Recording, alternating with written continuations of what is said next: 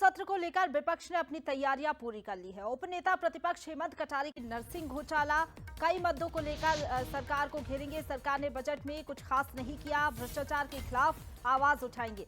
तो इस बार का जो सत्र होगा वो काफी अलग होगा, क्योंकि कई मुद्दे हैं जिसको लेकर सत्ता पक्ष को घेरने की रणनीति विपक्ष ने तैयार कर ली है। उपनेता प्रतिपक्ष हेमंत कटारे का बयान सामने आया। उन्होंने कहा कि नरसिंह घोटाले, इसके साथ ही कई मुद्दों को लेकर सरकार को घेरेंगे। सरकार ने बजट में कुछ भी खास नहीं किया है, भ्रष्टाचार के खिलाफ आवाज उठाएंगे।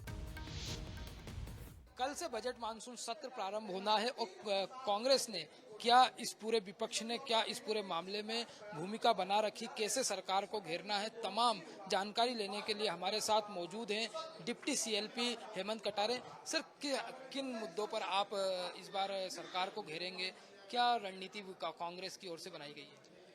ये सबसे महत्वपूर्ण मुद्दा तो है कि जिस प्रकार से मध्य प्रदेश के छात्रों के भविष्य की हत्या हो रही है, चाहे वो नरसिंह घोटाला हो या अन्य भर्ती घोटाले हैं, मध्य प्रदेश में जो युवा है वो असुरक्षित महसूस कर रहा है, कई तो पलायन भी कर रहे हैं। तो उनको न्याय दिलवाने का हमारा प्रयास रहेगा, उसमें सरकार को भी घेरेंगे और जो सरकार की त्रुटियां हैं, जो सरकार की खामियां थी, जिनको उनकी छूट से जो भ्रष्टाचार फैला, उसमें सरकार को आईना दिखाने का कार्य करेंगे। पेपर लीक का मुद्दा यदि हम बात करें, लगातार एमपी का नाम अधिकतर सामने आता। अभी जो यूपी में भी पेपर लीक हुआ, उसमें भी एमपी से आरोपी पकड़े गए, प्रिंटिंग प्रेस भोपाल की निकली। क्या लगता है कि यहाँ पे कितना ये फल फूल रहा है?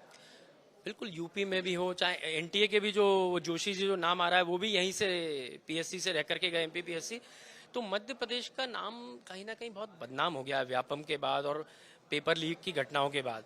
सरकार कुछ उसके लिए रोकथाम के लिए कदम नहीं उठा रही है। अब कह दिया कि हम अध्यादेश लाएंगे। अरे, अध्यादेश लाना महत्वपूर्ण नहीं है, महत्वपूर्ण है उस पर रोक लगाना। अध्यादेश लेके आ गए, उसका परिपालन ही नहीं हुआ तो आपने क्या किया? आपके राज्य में, शासन में जो शिक्षा माफिया है वो खुलेआम घूम रहा है। शिक्षा माफियाओं पे कोई निरंकुश नहीं है। वो आपके नेताओं के साथ फोटो खिंचवाते हैं, बैठते हैं, चाय पीते हैं। तो क्या संदेश आप देना चाह रहे हो? कुल मिला के कहीं ना कहीं आपका संरक्षण है क्या इन शिक्षा माफियाओं को? और नहीं है तो सबसे पहले इनको जेल भेजो, जिन लोगों ने किया ऐसा। कानून तो बाद में लाना, आप वैसे भी जेल भेज सकते हो। ये सारे काम जो है वो पूरे तो प्रदेश और देश को शर्मसार करने वाला है। घोटाले पे वापस जो तत्कालीन मंत्री रही हैं आपके, उससे उनके ऊपर आरोप लगाए जा रहे हैं। नरसिंह घोटाले पर सरकार ने वीडियो बना के उसका कुछ वायरल किया, ट्वीट भी किया गया। ठीक है, तो हमारी मंत्री पे आप आरोप लगा रहे हो। आप उनकी और आपके जो मंत्री ही रहे और जो वर्तमान में भी हैं, जो उस समय चिकित्सा से, दोनों मंत्रियों को दे दो जांच सीबीआई को। चलो, हमें मंजूर है, हमारे मंत्री की तरफ से हम पैरवी करेंगे कि आप उनकी जांच करवाइए। तो क्या बीजेपी उनके तत्कालीन चिकित्सा शिक्षा मंत्री विश्वास सारंग की जांच सीबीआई को देके पूरी दोनों के दूध का दूध और पानी का पानी करवा ले? तैयार है?